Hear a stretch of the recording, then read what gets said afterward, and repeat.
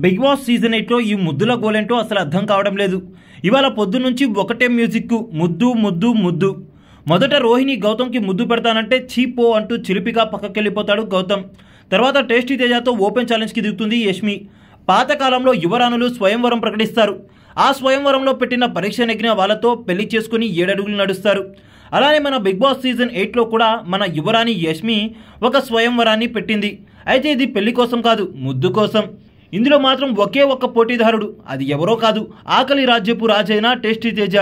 ఇక టేస్టీ తేజ చేయాల్సిన పని ఏంటి అంటే షర్ట్ విప్పేసి పూల్లోకి 10 సార్లు జంప్ చేయాల్సి ఉంటుంది. అలా గనక సక్సెస్ఫుల్గా 10 సార్లు జంప్ చేస్తే యష్మి కిస్ ఇస్తానంటుంది.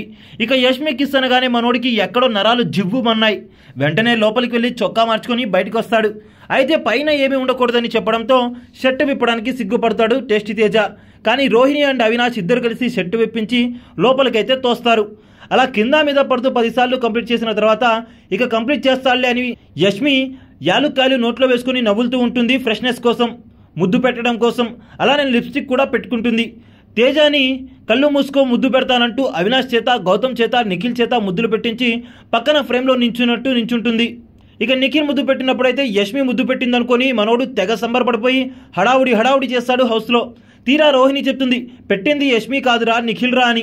ఊరుకో అబద్ధాలు చెప్పమాకంటాడు టేస్టీ తేజ. వాడి మూతి మీద మీసాలు గుచ్చుకుంటుంటే నీకు మెత్తగా ఎలా అనిపించిందిరా అంటూ ఆట పట్టిస్తుంది రోహిణి.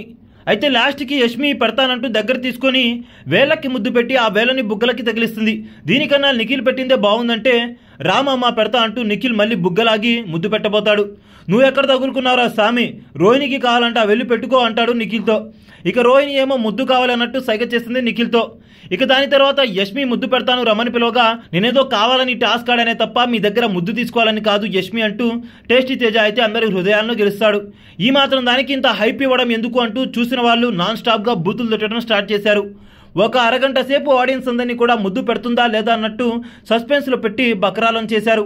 కానీ లాస్ట్లో ఆకలి రాజ్యపు రాజు టేస్టీ తేజ నాకు ఏ ఫీలింగ్స్ లేవు యష్మి, వద్దు, నాకు అవసరం లేదు, నో అని చెప్పేస్తాడు.